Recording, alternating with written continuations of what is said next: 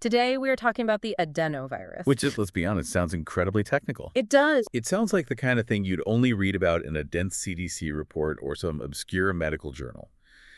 But in reality, this is the thing that gave you that nagging cold last winter. Right. It's the reason your kid got pink eye at summer camp. Yeah. It's the culprit behind those 24-hour stomach bugs that just seem to come out of absolutely nowhere. But here is the hook for today's episode. And this is really why I wanted to cover this specific source material with you. We aren't just talking about the common cold here. No. We are taking a stack of papers, specifically Chapter 32, from this massive, comprehensive virology textbook, and we're going to decode it line by line. And the reason we're doing this isn't to learn how to treat a runny nose. Definitely not. It's because this virus, this tiny geometric machine, is arguably one of the most important teachers in the entire history of biology. That is a bold claim, but it really holds up. If you look at the history of molecular biology, adenovirus is the star. I mean, by studying how this specific virus breaks into our cells, we discovered how our own DNA works. We learned how cancer works. We discovered gene splicing. It is literally a masterclass in molecular architecture that is just disguised as a sniffle. So that is our mission for today. We are going to decode this masterclass for you. We're going to look at the architecture, the heist strategy it uses to break into your cells, and the wide array of diseases it causes. It's a lot of ground to cover. It is, but let's start with the basics. The name, adenovirus. It sounds like it's named after a specific person or a place, like how we have the Ebola River or Epstein-Barr. It's actually named after a body part. Oh, really? Yeah, the adenoids. So the tonsils. Eventually, yes. It's the tonsil-like lymphoid tissue in the very back of your throat. Back in the 1950s, researchers were trying to isolate viruses from different human tissues. They were taking these things called explants. What's an explayer? It's just a little distinct piece of living tissue that has been surgically removed and kept alive in a lab. So they took these explants from human adenoids, and they found this virus just sitting there. Sitting there, like it wasn't making the person sick. Exactly. It wasn't causing an active disease at that moment. It was latent. It was sleeping. So it was literally named after the room it was found sleeping in. That is the perfect way to put it. And that latency, that ability to just hang out and wait for years, is a huge part of its personality. Which we will definitely get into later. Okay, so let's visualize this thing. The Death Star.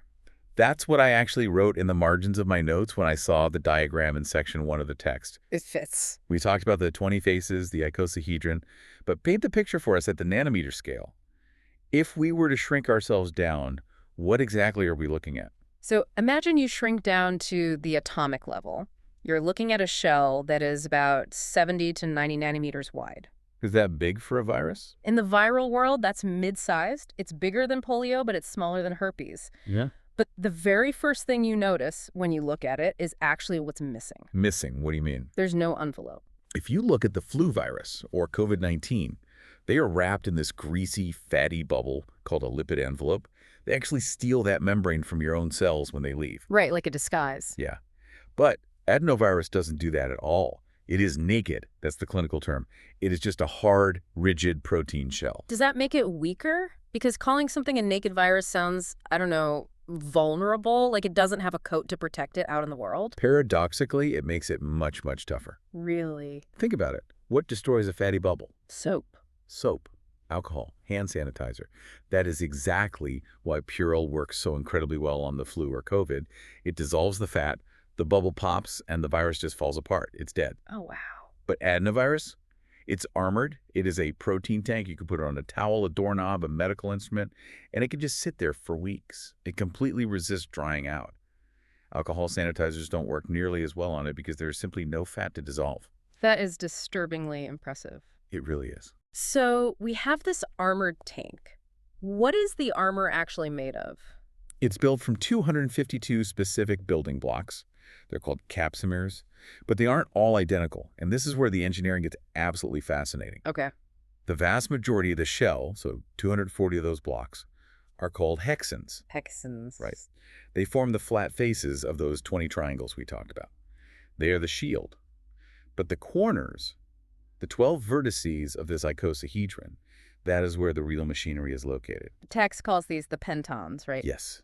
At every single corner, you have a penton base. Yeah. And sticking out of that base is a long antenna-like structure called a fiber. Yeah, looking at the diagram in the chapter, it looks like an old-school satellite. Or Right. maybe one of those naval mines from World War II. Just spikes sticking out in all directions. Grappling hooks is how I like to think of them. Grappling hooks. Because that is exactly what they do. You have to remember, a virus is a passive object. It can't swim. It doesn't have little fins or a motor. It just floats randomly in your fluids until it bumps into a cell. Just drifting. Drifting. But those fibers, those are the hands. They reach out and grab onto specific receptors on your cell surface. If the fiber grabs hold, the invasion begins. And the text mentions that these fibers actually vary in length depending on the type of adenovirus. They do, and that's incredibly important for your immune system. The fiber contains what we call type-specific antigens. So it's like the virus's ID card. Exactly. Your immune system looks at the fiber to decide if it recognizes the intruder. If you have antibodies against the fiber of, say, adenovirus type 5, you are immune to type 5. But type 7 might come along. Right, and type 7 might have a totally different fiber that your body has never seen before, so your immune system is blind to it. Okay, so the hexen is the shield, and the fiber is the hand that grabs at the doorknob. Precisely, and the penton base, that anchor for the fiber, is actually toxic all on its own. Wait, the shell itself is toxic. Yeah, the text notes that the penton base carries a toxin-like activity.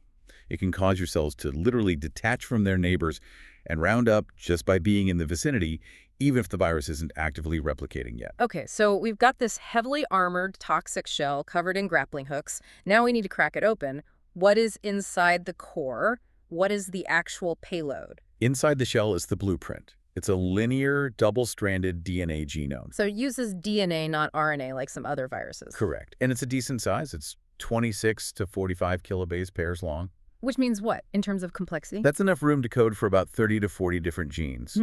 But there is a detail here that usually gets glossed over in basic virology summaries, but Chapter 32 highlights it as absolutely crucial. It's about the very ends of the DNA strand. I circled this in red ink, actually, the terminal protein, or the bunker protein, as I called it in my notes. Yes. In a normal strand of human DNA, the ends are just ends. They're just loose chemical bonds. But here, there is a specific virus-encoded protein that is covalently linked to the 5' end of the DNA strand. Covalently linked, meaning it's permanently attached. Chemically welded, yes. Why would a virus weld a protein to its own DNA? Is it to protect the ends from getting frayed or something? It's actually a primer. Think of a lawnmower with a pull cord. Okay. You need that plastic handle to grip it and rip it so you can start the engine. This terminal protein is the handle for the viral replication machinery. So it's an ignition key. Exactly. The viral DNA polymerase, the copier machine that duplicates the genome, Yeah. it can't just start copying on bare DNA. It needs this protein to latch onto. And if it's not there? The text notes that if you use laboratory enzymes to strip that specific protein off, the DNA's infectivity drops by a factor of 100. It essentially becomes a dud. So the entire genetic payload is useless without that one little handle. You got it. And the DNA inside isn't just some messy bowl of spaghetti floating around in that shell either. It is highly organized. How does it fit? 40 genes seems like a lot to stuff into a 90-nanometer box. It is wrapped around viral proteins, specifically one called polypeptide 7. This keeps it incredibly compact. And what's wild is that it perfectly mimics the way human DNA is wrapped around histones in our own cells. It's mimicking us. It's convergent engineering. Yeah. We have a massive amount of DNA that has to fit into a microscopic cell nucleus. The virus has a lot of DNA to fit into a tiny capsid shell. They both independently started using protein spools to wind it up tight so it fits. Nature finding the most efficient packaging method twice. Exactly. Okay, so we understand the physical machine now. Let's look at the family tree before we get into how it actually attacks. The text says all human adenoviruses are in the genus Mastodonvirus. Right. But then it takes that genus and splits them into groups A through G. How are the textbook authors deciding who sits at which table here? It's a mix of different criteria. They look at the DNA content, specifically how much guanine and cytosine it has. We call that the GC content in genetics. And that varies between groups. It does. It varies from 48% all the way up to 61%. Yeah. They also look at basic physical properties. But the criteria that always grabs the headlines, and the one that really scared scientists back in the 1960s, is oncogenicity. Oncogenicity, meaning cancer causing. Yes. The ability to induce tumors. I have to admit, I completely paused my reading when I hit that section. because Group A, which includes types 12, 18, and 31, is listed right there in the chart as having high oncogenicity. It's a jarring thing to see in a textbook about cold viruses. The text specifically says they cause sarcomas in newborn hamsters. It's a terrifying sentence to read, I completely agree. You take this virus, you inject it into a baby hamster, and within a few weeks, that animal develops a highly malignant tumor. Wow. This one discovery launched a massive, well-funded amount of research because the immediate thought was, oh my God, does the common cold cause cancer? Right. I mean, that's my first thought. Does it? Should we be worried about this when we get the sniffles? We need to be very clear here, and the textbook is extremely clear on this point too. Adenoviruses are not thought to be a cause of cancer in humans. Are we sure? Very sure. Extensive epidemiological and molecular studies have looked for adenovirus DNA inside human tumors for decades, and they just don't find it. Okay, but why the difference? Why is the hamster doomed, but I just get a sore throat and move on? It all comes down to how the virus interacts with the specific host species. Humans are what virologists call a permissive host. Permissive meaning we let it happen. Right. It means the virus gets in, the replication machinery works perfectly, it copies itself 100,000 times, and it bursts the cell open. The cell dies way too fast to ever become a tumor. It's a smash and grab operation. Exactly. Get in, copy, destroy, leave. But the hamster is a non-permissive host. So it doesn't work right. The virus gets in, but the machinery jams up. It gets stuck. It can't copy its DNA properly, and it can't burst out of the cell. So it just sits there. But its early genes are still active. And they accidentally start messing with the hamster cell's internal growth controls. Oh, I see. It basically pushes the gas pedal on cell division and completely cuts the brakes. And that uncontrolled division is what leads to a tumor. So the tumor is basically just a viral error. It's a glitch. It's a botched robbery. The alarm went off, the door's locked, and the virus just started pushing buttons randomly. But studying why that happens in hamsters is actually how we discovered the breaks in human cells. Really? Yeah, we found the most important tumor suppressor genes in human biology because we watched this cold virus turning them off in hamsters. That is absolutely fascinating. We'll get into the exact mechanics of those breaks in just a minute because the text goes deep on that. It's brilliant molecular biology. There was one other sorting method mentioned for these groups that I wanted to ask about. Hemagglutination. This came up a few times in the tables. What is that? That is a very old-school lab trick. Hema means blood. Agglutination means clumping. Blood clumping. Right. If you take a sample and mix the virus with red blood cells, usually from a monkey or a rat, the virus will actually make those blood cells stick together in this visible lattice structure. And different viruses clump differently. Exactly. Different adenovirus groups will clump different types of blood cells. Group A might clump rat blood. Group B might clump monkey blood. Before we had cheap, fast DNA sequencing machines, this was literally how you figured out what virus you were holding in your test tube. Does it clump rat blood? Seems like a really strange diagnostic question, but I guess if it works, it works. It works surprisingly well, and it's cheap. Okay, let's move to section 3, the heist. The viral replication cycle, because to me, this is the core of the whole text. Wow. This is the machine in action. This is where we see the true sophistication of this thing. So, the textbook says the whole cycle from break-in to breakout takes about 24 hours, and it divides the process into early and late phases. Walk us through the break-in. Phase 1, attachment and penetration. Step 1 is the handshake. We mentioned the fiber grappling hooks earlier. For many of the common types of adenovirus, they are targeting a very specific receptor on your cells called CRR. CAR, which stands for the Coxsackie adenovirus receptor. You got it. What is CR normally doing? I assume my cells don't have a receptor sitting there just to welcome viruses inside. No, absolutely not. It's a member of the immunoglobulin superfamily. Its actual day job is to help cells stick to each other to form a cohesive tissue. It's essentially holding your cells together. And the virus just hijacks it? It just grabs the handle. Okay, so it grabs the handle. But it's on the outside of the cell? Does it just phase through the cell wall? Not yet. The fiber attaching isn't enough to get inside. It needs a second handshake. The pentanton base, remember, that's the toxic anchor of the fiber. It has to interact with another cell surface molecule called an integrin. So it takes 2 keys to turn the lock. Exactly. And that second interaction is the signal. It actually tricks the cell membrane into folding inward, wrapping around the entire virus and swallowing it whole. It tricks the cell into eating it. Yes. The process is called receptor-mediated endocytosis. The virus is now technically inside the cell, but it's trapped inside a tiny membrane bubble, an endosome.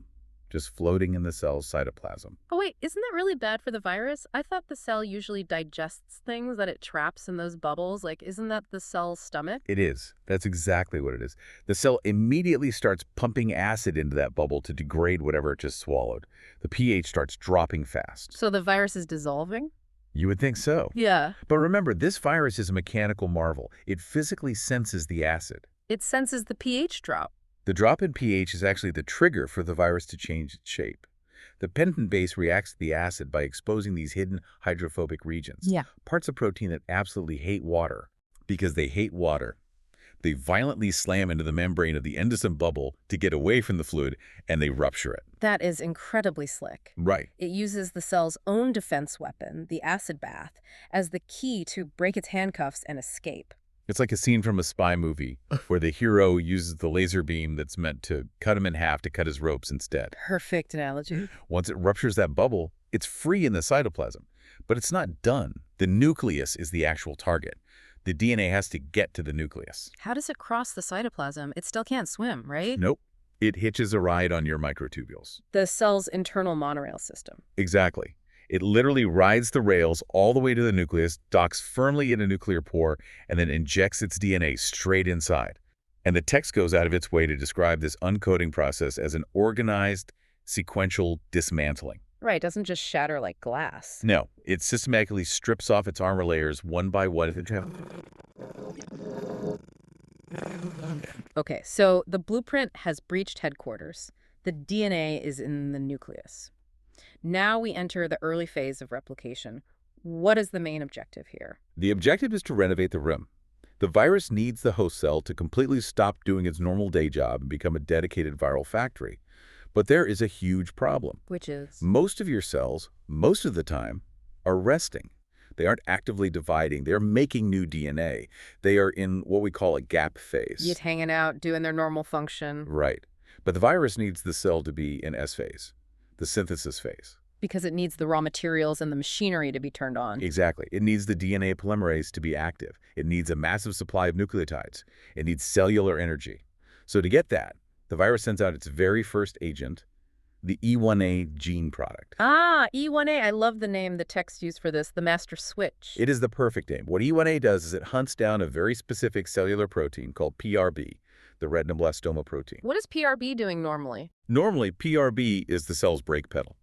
It physically clamps onto your transcription factors and says, stop, do not divide. We are in a resting state right now. So it prevents uncontrolled growth. Yes, but E1A tackles PRB. It binds to it and completely knocks it off the controls. It cuts the brake lines? It completely severs the brake lines. Suddenly, the transcription factors are free. The cell thinks, oh, I guess it's time to divide, and it just starts ramping up all its DNA production machinery. But wait, human cells are smart. We have millions of years of evolution, too. If a cell suddenly starts speeding down the highway with no brakes, doing unauthorized DNA synthesis, doesn't an alarm go off? It absolutely does. The cell actually has a built-in suicide switch for exactly this type of emergency. The self-destruct button. It's called P53. You'll often hear it called the guardian of the genome. Yeah. If P53 senses that there is unauthorized replication happening, or if it sees DNA damage, its job is to trigger apoptosis. Apoptosis being programmed cell death. Right. It kills the cell to save the rest of the organism. A noble sacrifice? I'm compromised. Take me out so the virus doesn't spread. Yes, it's a brilliant defense. But the virus knows this is going to happen. So immediately after it sends out E1A, it sends out its second agent, E1B. Okay, so what does E1B do? The E1B protein is basically a bodyguard, or really a hitman. Its entire job is to seek out P53 and just sit on it. Sit on it. It binds tightly to P53 and physically prevents it from sending this self-destruct signal. So E1A hits the gas pedal, and E1B shoots the police officer who tries to pull them over. That is a very vivid but highly accurate analogy. And this, right here, this exact mechanism is the recipe for cancer. Because you have uncontrolled division and the cell can't die. Uncontrolled division plus the inability to undergo apoptosis equals a tumor. This is exactly why group A adenoviruses cause tumors in those hamsters. They hit the gas, they cut the alarm, and then they get stuck. That is terrifyingly brilliant on the virus's part. It is, and it's why Chapter 32 is so pivotal. By studying this viral heist, we learned that PRB and P53 even existed in the first place. Really? We didn't know about them before. We learned how our own cells prevent cancer by watching this virus figure out how to bypass those defenses. That is wild. Okay, so the E1 agents have taken over the factory. The alarms are disabled. The cell is synthesizing DNA. We are moving into the late phase now. Right. The viral DNA is actively replicating. Now, the virus switches on the late genes. These are labeled L1 through L5, and these are basically the manufacturing instructions for the structural parts. The bricks and mortar. Exactly. The hexans, the pentans, the fibers. And this section is where you mentioned another massive historical discovery from the textbook, splicing. Oh, yes. This is literal Nobel Prize territory. Yeah. Philip Sharp and Richard Roberts won the Nobel Prize in Medicine in 1993 for this exact discovery. Using adenovirus. Using adenovirus. Yeah. See, before their discovery, biologists thought a gene was just a continuous strip of tape. You start here, you read straight through to the end, and that gives you your protein. One continuous sentence. Right. But when they looked at the messenger RNA for the adenovirus hexan protein, they saw something extremely weird. The genetic code for the protein wasn't sitting next to each other in the DNA. It was scattered all over the place. So how does it make the protein? The virus was making this massive, unbroken copy of RNA, what we call a primary transcript, and then it was literally taking molecular scissors, cutting out all the junk in the middle, and pasting the good bits back together. The junk being introns and the good bits being exons. Exactly. It's like editing a film. You shoot 10 hours of raw footage, but you splice it down to a 2-hour movie by cutting out the boring stuff. That's exactly what it is. And the massive revelation was that this wasn't just some weird, quirky virus thing. Humans do this too. Almost all of our genes are spliced this way. The virus just showed us how to look for it. The text mentions that the primary transcript for the virus is 29,000 nucleotides long, that it gets chopped down and spliced into at least 18 totally different messenger RNAs. It's incredible efficiency in storage. It's humbling that a simple cold virus had to teach us how to read our own genome. It really is. Okay, so the parts have been manufactured. Now we need assembly. The assembly line is entirely inside the nucleus. You have these scaffold proteins that help bend the empty icosahedral shell first. It's like building the frame of a house. And then the DNA goes in. Yes, the DNA has a very specific packaging signal sequence on it. It gets threaded into the empty capsid. But the text points out something really funny about this whole process. It's incredibly wasteful. Wasteful. How so? For every one fully infectious, mature virus particle that actually rolls off the assembly line, the cell manufactured about 2,000 extra structural proteins that just don't get used. 2,000 extra parts per virus. Yeah, and it copies 90% more viral DNA than it actually packages. It's just left on the cutting room floor. That is wildly inefficient. It's like a factory that throws away 99% of its final product. Why would evolution allow that? Because if you make 100,000 fully functional virus particles per cell, which it does, who cares about the waste? 100,000. From a single infected cell. Quantity has a quality all its own. The brute force approach works. So you have 100,000 viruses. The nucleus is just packed. It gets so full of these crystal-like viral clusters, virologists call them inclusion bodies, that the cell finally just gives up and dies.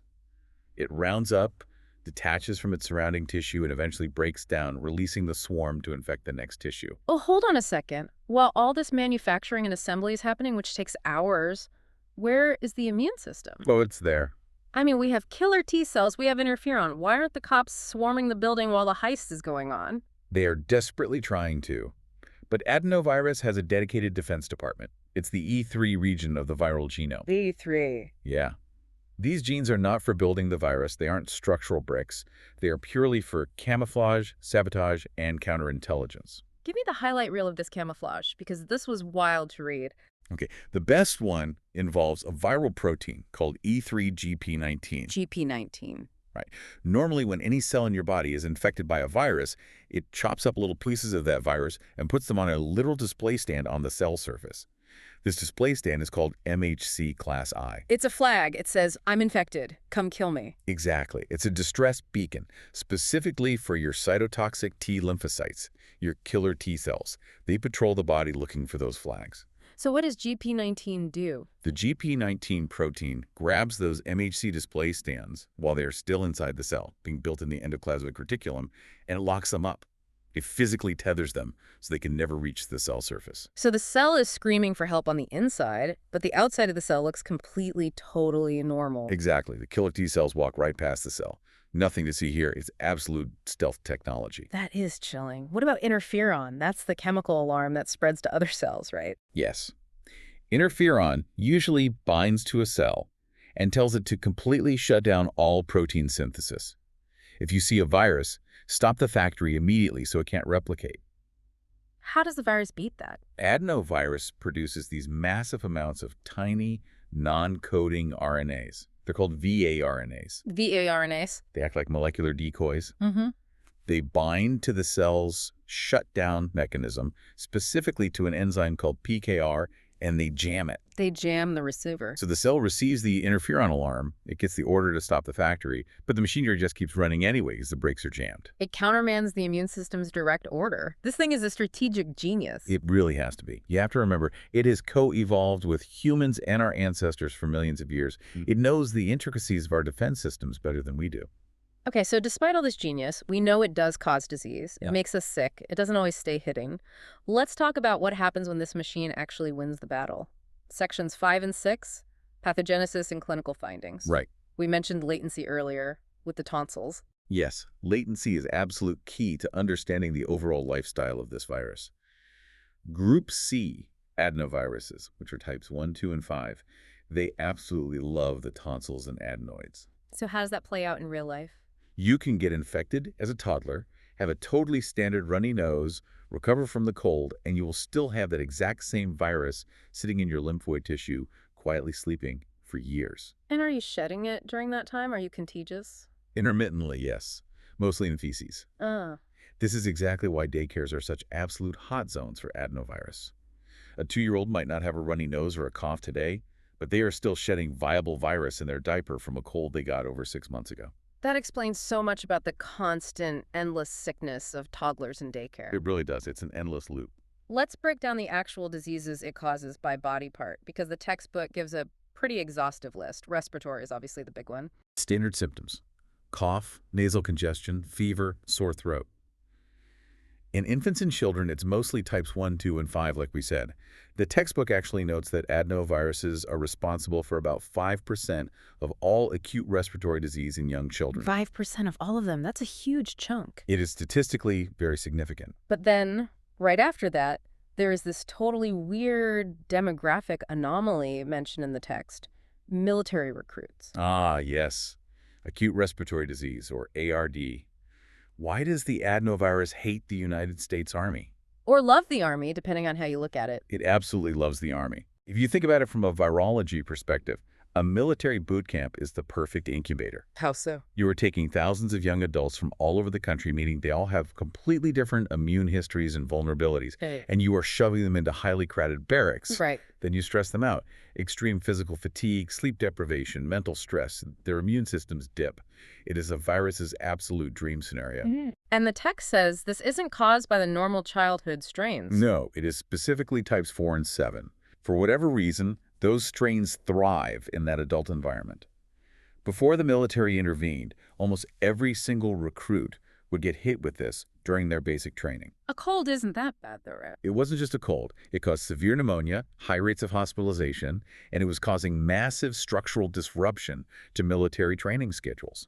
It was actually considered a strategic liability. We'll talk about the intervention, the vaccine, in Section 9, because that is a wild story on its own. It really is. Let's look at the eyes next. The text lists 2 main eye infections. The first is swimming pool conjunctivitis. Classic pink eye. You get a red, itchy eye, maybe a mild sore throat to go with it. It's usually types 3 and 7.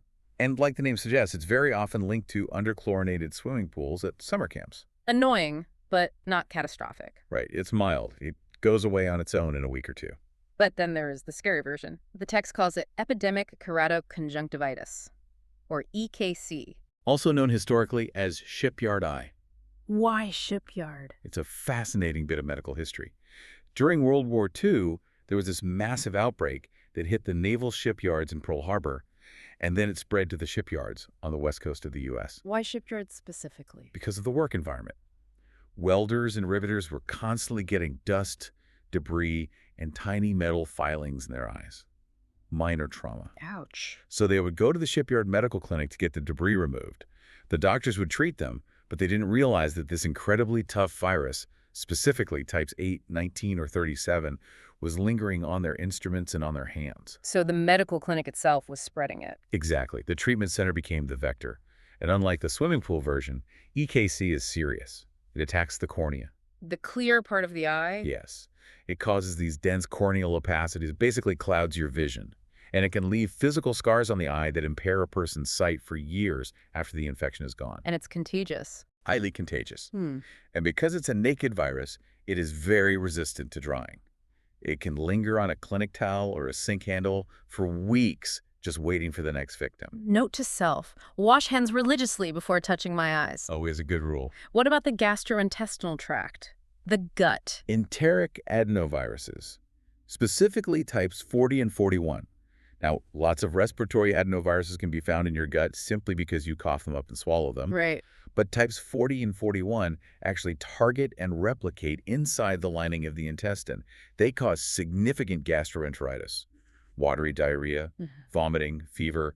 It is a major global cause of viral diarrhea in young children, second only to rotavirus. And then there's a whole section on what happens to people with weak immune systems, immunocompromised patients. It's a nightmare scenario for them. If you are an organ transplant recipient on immunosuppressants, or if you have advanced AIDS, your killer T cells simply cannot keep this latent virus in check. It breaks out of jail. It goes entirely systemic. It can cause bilateral pneumonia with terrifyingly high mortality rates, up to 10% in the very young. It can attack and destroy the liver, causing fulminant hepatitis. The text also mentioned hemorrhagic cystitis. Yes, especially in children getting bone marrow transplants. It infects the bladder and causes severe, painful bleeding into the urine. It's an opportunistic bully. It just waits in your tonsils until your immune system is down, and then it strikes. That brings us perfectly to diagnosis, Section 7. If this thing can cause everything from a sniffle to liver failure, how do doctors actually know it's adenovirus? If I go to the clinic with a cold, they don't usually swab me for this. For a standard cold, no, they don't care. The treatment is the same anyway. But for severe cases, pneumonia or transplant patients, getting the right diagnosis quickly matters. So what's the gold standard? Today, it's PCR, polymerase chain reaction. It amplifies and detects the specific viral DNA in the sample. It's incredibly fast, highly accurate, and it can tell the doctor exactly which of the 50-plus types you have. But the textbook actually spends a ton of time detailing older methods, like culture. Growing it in a dish. Why focus on that? Because it's the foundation of how we understand the virus's biology. The traditional way is to take a swab, put it on a layer of human embryonic kidney cells in a petri dish, and just wait. What are you looking for? You're looking under a microscope for the cytopathic effect. You're waiting to see those healthy cells start to swell up, detach, and form those grape-like clusters of dying cells we talked about earlier. But that takes weeks, right? It does. It's way too slow for clinical decision-making. So virologists invented a shortcut, the shell vial technique. Yes, I highlighted this because the description was so visceral, it sounded incredibly forceful. It is brute force virology. You put the patient's sample in a small vial that has a single layer of cells at the bottom. But instead of just waiting for the virus to float down and attach, you put the entire vial into a centrifuge and you spin it at high speeds. So the G-force physically slams the viral particles into the cells. Exactly. Centrifuge-assisted infection. It forces the virus into the cells immediately, which speeds up the detection time from a few weeks to just 24 to 48 hours. That is so cool. Yeah. But the textbook does have a major caveat about diagnosis, specifically regarding stool samples. Ah, yes.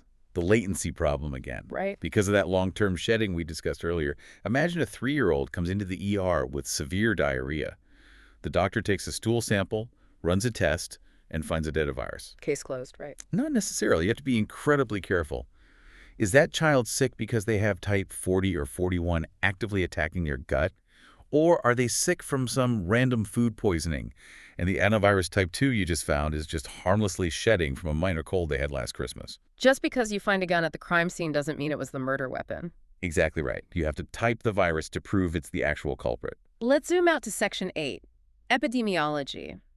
How does this thing spread across populations? Everywhere, all the time. It is totally worldwide. It is present year-round. Unlike the flu. Right. Flu has a very distinct winter season. Adenovirus is always circulating. It spreads by direct contact, by respiratory droplets when someone coughs, and by the fecal-oral route, which is the major driver in daycares. And fomites. We touched on this, but let's reiterate. Fomites are inanimate objects that carry infection. Towels, toys, doorknobs, medical instruments, eyedroppers. Because it's a naked protein shell, it can survive on those surfaces far longer than most viruses. Okay, so Section 9, the solution. Treatment and prevention. I have an adenovirus infection. I feel terrible. What is the cure? I have really bad news for you. There isn't one. Nothing. No pill. No specific antiviral treatment exists for general use. It is strictly supportive care. Chicken soup, hydration, ibuprofen for the fever, and rest. The text mentions a drug called cidofovir. It does. Cidofovir has some activity against adenovirus. It interferes with its DNA polymerase. But it is highly toxic to the human kidneys. You don't take it for a cold. Never. You only risk using cidofovir in absolute life-or-death situations, like an immunocompromised transplant patient who's going into organ failure from the virus. For the average person, prevention is your only real tool. Which means hand washing. Meticulous hand washing, proper chlorination of swimming pools to prevent those summer camp outbreaks, and in clinics and hospitals, strict sterilization of ophthalmologic equipment to stop EKC in its tracks. Oh, wait, what about the vaccine? You teased this earlier with the military recruits. The text explicitly says there is an adenovirus vaccine. There is. It exists. It's highly effective. But you cannot get it. I cannot get it. Your kids cannot get it. Why not? It is manufactured exclusively for and distributed solely to United States military personnel. That is so strange. And the delivery mechanism for this vaccine is...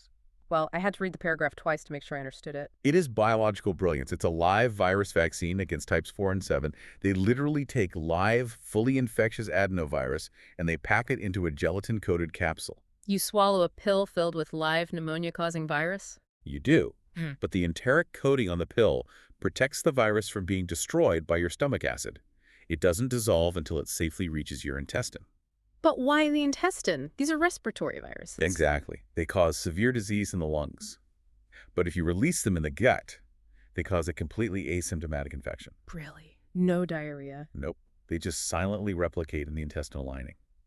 Your immune system sees them down there, gets fired up, and manufactures tons of targeted antibodies. Those antibodies then circulate through your entire bloodstream, providing total immunity to your lungs. You deliberately infect the gut to build a shield around the lungs. It is a strategic bypass, and it works perfectly. It essentially wiped out ARD in the military. But the textbook mentions they stopped making it for a while. Yeah, the sole manufacturer stopped production in 1999, mostly for economic reasons. It wasn't profitable. And almost immediately, the massive outbreaks in boot camps came roaring right back. Showing exactly how much the vaccine was holding the line. Exactly. So the military had to scramble, they funded a new manufacturer, and they finally reintroduced the vaccine in 2011. And the cases dropped to near zero almost overnight. That is such a cool biological loophole to exploit. It shows that sometimes the absolute best way to defeat a virus is to let it win, but strictly on your terms. Okay, we are in the final stretch. Section 10, gene therapy. I call this the redemption arc of the episode. It really is. We've spent an hour detailing how this virus is a masterful intruder, a cellular hijacker, a literal cancer mimic in animals. But now, virologists are using all of those terrifying skills for good. This is where the whole story comes full circle. Think back to the replication cycle. Remember how we know exactly where the E1A and E1B genes are located on the DNA? Right, the gas pedal and the bodyguard hitman? Exactly. Yeah. Scientists realized, wait a minute. If we use molecular scissors to just cut those specific E1 genes out of the DNA, the virus becomes a hollow vessel. It's neuter. It can still bind to a human cell using its fiber grappling hooks. It can still sense the acid and escape the endosome. It can still ride the microtubules and inject its DNA into the nucleus. It does all the hard work of breaking in. But once it's inside? It can't replicate. It has no gas pedal. It can't cause disease. It just sits there. It's a high-tech delivery truck with no driver. Yes. But it still has a massive cargo hold where those E1 genes used to be. So scientists realized we can put a gene of our choosing into that empty space. Like what? Maybe a functional copy of a gene to fix cystic fibrosis in a patient's lungs. Maybe a gene that forces a cancer cell to produce a protein that flags it for destruction. We use the modified adenovirus as a vector, a microscopic syringe to inject therapeutic, healing DNA straight into the nucleus of a sick cell. Because it's better at getting into the nucleus than any artificial nanoparticle we've ever managed to build. Millions of years of evolutionary arms races made it the absolute perfect entry machine. We just hijacked the hijacker. But there is a hurdle, right? The textbook mentions a major limitation called pre-existing immunity. Yeah, that is the big roadblock. If I try to cure your genetic disease by injecting you with a vector based on adenovirus type 5, your immune system might intervene. It'll say, hey, wait, I remember this guy from a sore throat I had when I was 4 years old. And it attacks it. It sends neutralizing antibodies to destroy the vector before it ever delivers the medicine. So your own body blows up the FedEx truck before the package arrives. Exactly. So to get around this, scientists are getting incredibly creative. They are starting to build vectors using very rare human serotypes like type 35, which most people have never caught, or they're even using adenoviruses isolated from chimpanzees. Because human immune systems are totally blind to chimp viruses. Precisely. It's an ongoing arms race, but this time it's an arms race for a cure. And despite those challenges, adenovirus vectors are currently being used in hundreds of clinical trials for cancer therapy, genetic immunization, and treating rare genetic disorders all over the world. It really is a redemption arc. Let's wrap this up. We've gone from the pure geometric beauty of that icosahedral capsid through the acid bath escape in the endosome, the stealthy shutdown of the immune alarms, all the way to military pill vaccines and cutting-edge gene therapy. It is an enormous amount of biology for one little respiratory virus. It is the ultimate survivor. Mm-hmm. It hides in your tonsils, it perfectly tricks your cellular machinery, and it stubbornly resists drying out on your towels. But I really want to leave you with this thought. We owe a massive debt to this virus. We do. Without it, we might not understand how to splice a gene. We might not have discovered P53 and the fundamental mechanics of tumor suppression. This little geometric tank is a dangerous enemy, especially if you have a weak immune system. But it has been an undeniably incredible teacher for humanity. I completely agree. And actually, here's a thought that struck me, looking at that stealth mechanism one last time. You know how the virus turns off the MHC class I display stands using that GP19 protein? Right.